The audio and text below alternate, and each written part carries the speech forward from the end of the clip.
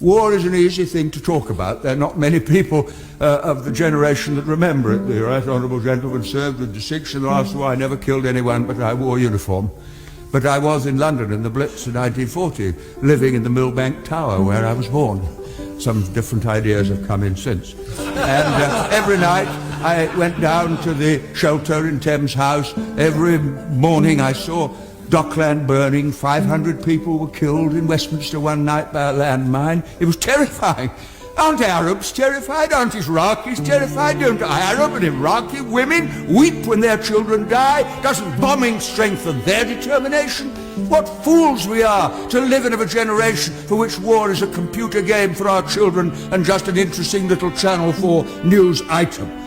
Every member of Parliament tonight who votes for the government motion will be consciously and deliberately accepting the responsibility for the deaths of innocent people if the war begins, as I fear it will. Now that's for their decision to take.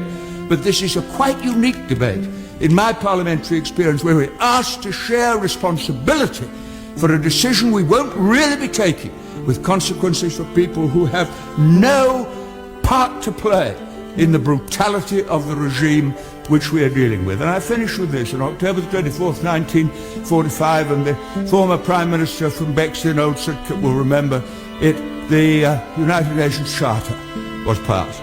And the words of that charter are etched into my mind and move me even as I think of them. We, the people of the United Nations, determined to save future generations, succeeding generations, from the scourge of war, which twice in our lifetime has caused untold suffering to mankind.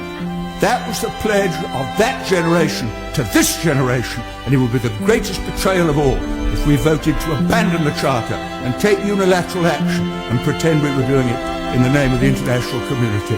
And I shall vote against the motion for the reason that I've given the House.